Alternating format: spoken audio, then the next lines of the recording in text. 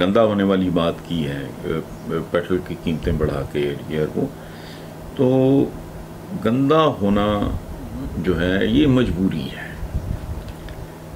یہ گندا ہونے سے بہت بچتے رہے، ٹال مٹول جتنی کر سکتے تھے کرتے رہے، آنے بہانے یہ وہ سارے. لیکن IMF کا ڈنڈا پھر آپ کو پتہ ہے گندا تو انہوں نے نہیں کیا نا، یہ کرنا چاہ رہے تھے. گندا انہیں کیا IMF نے، جس کی. السلام علیکم ویورز. آج کا پہلا سوال ہے، غلام رضا ہیں کراچی سے. وہ کہتے ہیں کہ وزیر اعظم نے قوم سے پہلا خطاب کیا، جو شاید آپ نے بھی دیکھا ہو. ان کی باتوں اور باڈی لینگویج دیکھ کے یوں لگ رہا تھا کہ وہ جانا نہیں چاہتے، اور اب ان کو اداروں کی سپورٹ حاصل ہے. کیونکہ اگر شہباز حکومت جانے والی ہوتی تو انہوں نے پیٹرول کی قیمتیں بڑھا کر خود کو اس طرح گندا نہیں کرنا تھا. غلام رضا صاحب بھائی میرے، پہلی بات تو یہ ہے جو آپ نے اقتدار کے حوالے سے بات کی، تو کبھی کسی نے جانا نہیں چاہا. نشہ تو سگریٹ کا نہیں چھوٹتا، سچی بات ہے.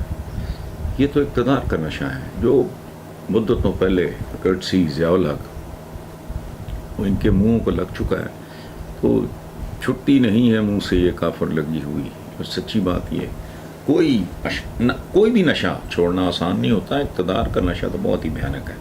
یہ تو ہوگی ایک بات. جہاں تک یہ آپ نے کہا ہے کہ یہ گندا ہونے والی بات کی ہے پیٹرول کی قیمتیں بڑھا کے یہ وہ، تو گندا ہونا جو ہے یہ مجبوری ہے.